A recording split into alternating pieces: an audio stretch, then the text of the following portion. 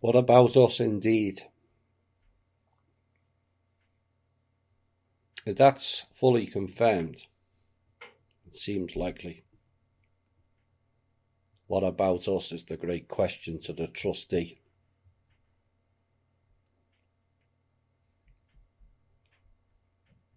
It's a staggering,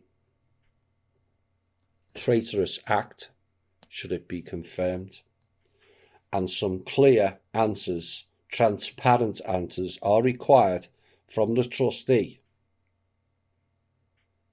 I have by and large kept quiet, contrary to popular belief, whilst they took the piss, made snide remarks, libelous accusations, childlike game playing within their shows, all whilst knowing that Kim funded the Federal Reserve BlackRock in March, which then gave them the money to fund the lockdown programme and closing the businesses and the mask mandates, and now does this.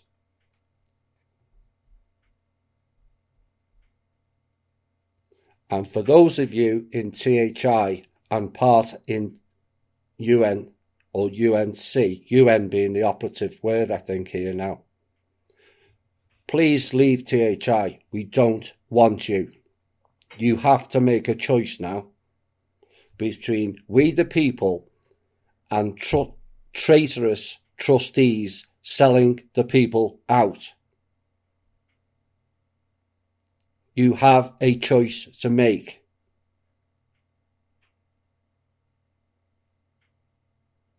I told you all along, we were the only group that wasn't connected to some sort of political, secret society, agency, etc., that operated for and by the people. We are the only group. Period.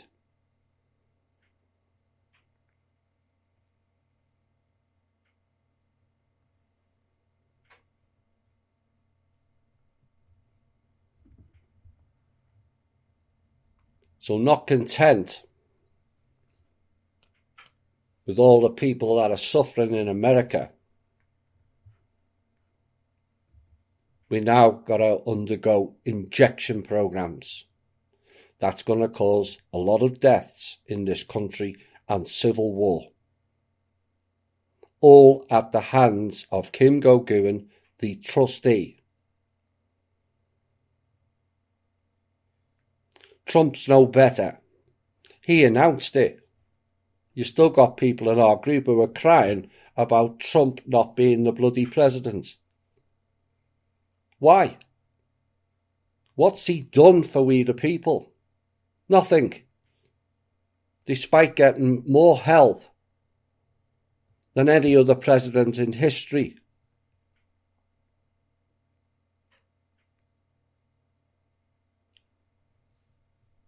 I'm calling for an out-and-out boycott of the UN channel as of tonight. If you want to be part of their group, please leave THI.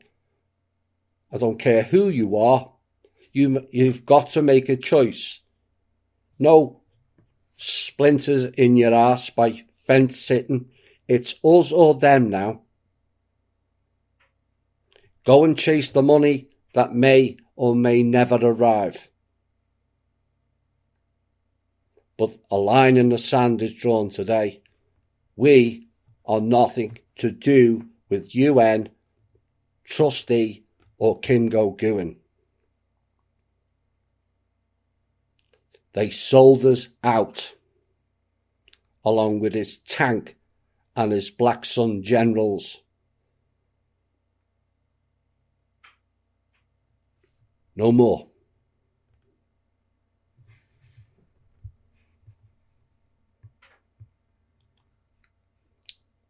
Thousands of Israelis braved cool, wet weather Saturday night to extend months of demonstrations demanding the resignation of Prime Minister Benjamin Netanyahu.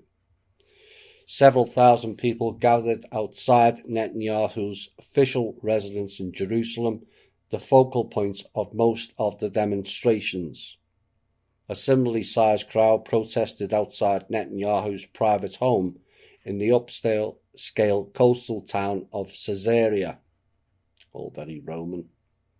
Small gatherings took place at junctions and overpasses across Israel, and the protests, now in their 6th month, appeared to be smaller than recent weeks.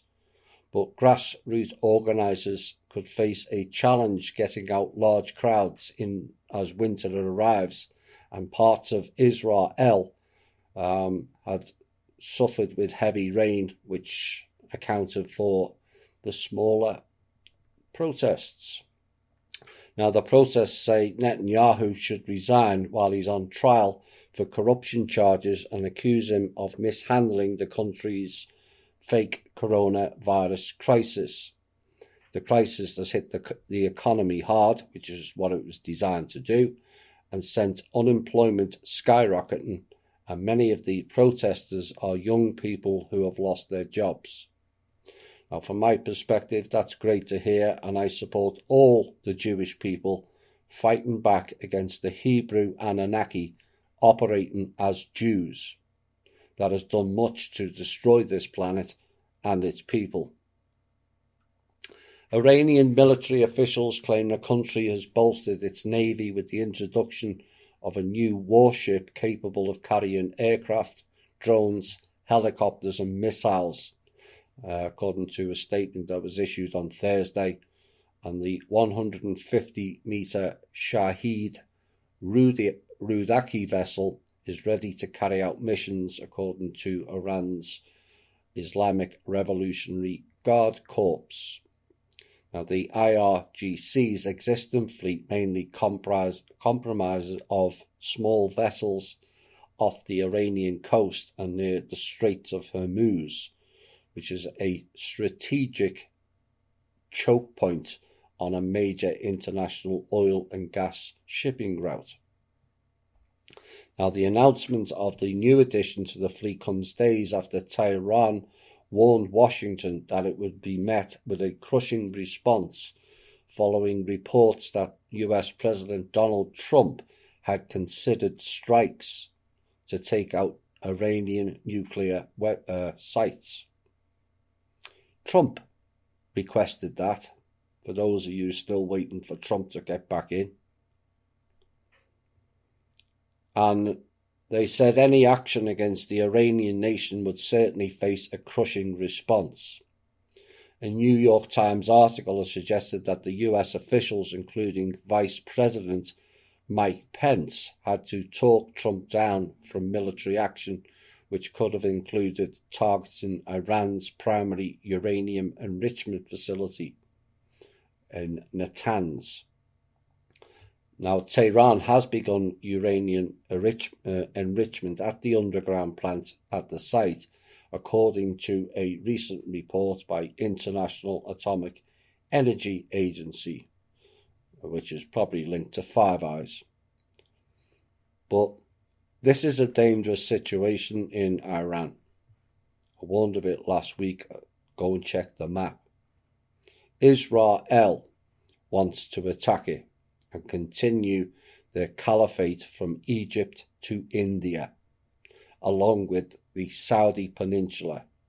And it is the old version of empire expansion again that will increase the perpetual wars that have ravaged this planet for centuries.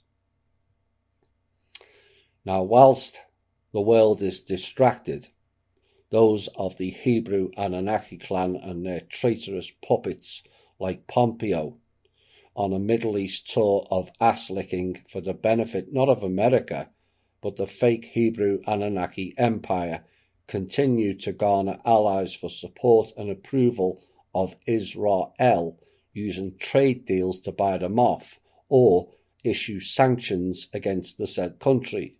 That's how they operate. The seedy world of foreign policy is littered with blackmail, deceit and high-level criminality, and Pompeo needs reining in and told you are paid to look after this country, not Israel. A new report this week by the European Court of Auditors has found that the EU's antitrust investigations are too slow and the fines too ineffective to curb the actions of large tech companies such as Google and Facebook.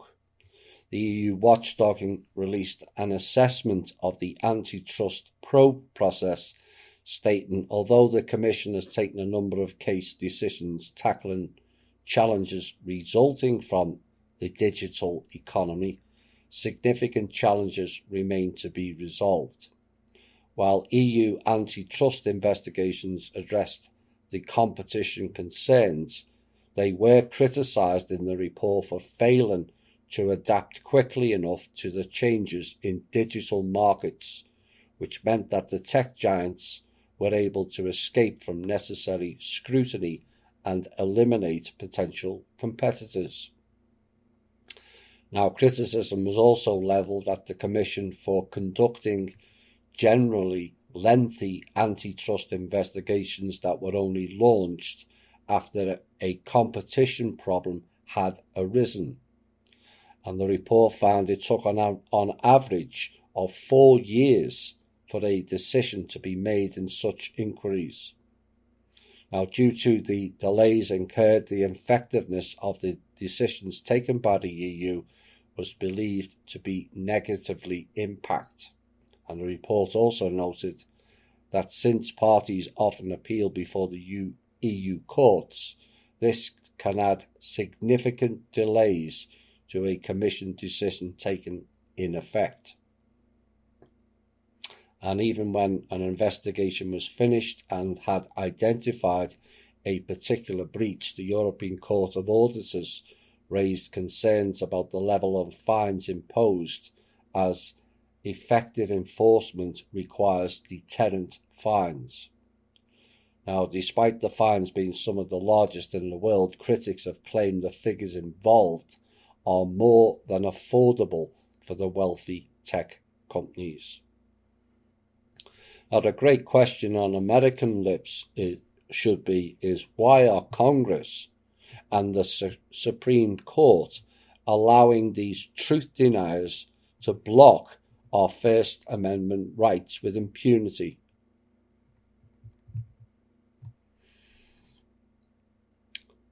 A number of foreigners registering at US universities to get work permits is falling rapidly, according to a report, and likely opening up many Fortune 500 jobs for American graduates, is how they're passing it off.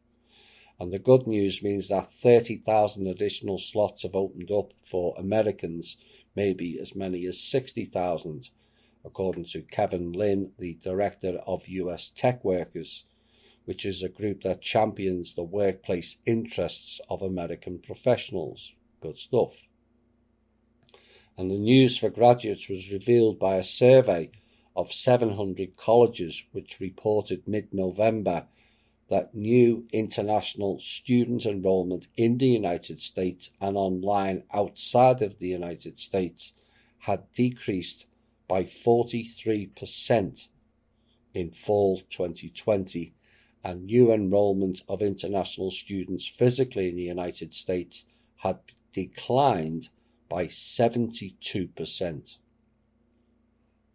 Now, the report was posted in the International Education Exchange, which is a government-backed group that tracks the inflow of foreign students into US universities. And the decline in new foreign students suggests that many fewer foreign graduates will get work permits via 2 work permit programs, which is dubbed the Optical Practical Training and Curricular Practical Training programs. Now, in 2021, the drop-off will cause a modest drop-off in foreign graduate workers starting in mid-2021, but quickly accelerating to major reductions in 22 and 23. Now, the Department of Homeland Security releases little about the cheap labour fraud-prone programs which allow foreign managers in elite US companies to hire fellow nationals without any concerns about federal anti-discrimination law. And in 2019, for example, 535 foreigners had 1 or 2 year work permits from the OPT and CPT programs, despite the huge number of American graduates who cannot get jobs that match their college degrees. Now, the foreign graduates will take the no or low pay CPT or OPT jobs, Lynn said, because it's not just a job, it's a pathway to them for US citizenship. Now, the 535,000 foreign workers are a huge population compared to the roughly 800,000 Americans who graduate each year with high-tech degrees in business, healthcare, engineering, science, software, architecture, or math. America, for too long now, has acquired foreign people and brain drained it, which then allows them to brain drain their populace and produce low-level graduates, because the cheaper foreign graduates were better suited for the plan. That's how it works. With foreign, more intelligent people now shunning this country will finally, after nearly 90 years, will have to actually teach its own populace again properly, or sink badly on an economic or political level. Now, one thing this will do is stifle the CIA program of foreign recruitment to then be sent back to their countries as mind-controlled spies, mercenaries, or government overthrow people. Independent journalist Glenn Greenwald torched accusations that he endangered reporters by saying NBC News spouts CIA propaganda, pronounced correctly, saying he only spoke of a well-known fact and the effort to shame him was manipulative bullshit. Profoundly sorry for endangering the lives of NBC executives and TV personalities by spilling the extremely well-kept secret of their close working relationship with the CIA, Greenwald tweeted sarcastically on Saturday. And his message showed a picture of a headline about NBC's 2018 hiring of ex-CIA chief John Brennan as an NBC and MSNBC contributor. Nice to hear other people stating the facts and the obvious that we at THI knew a long time back.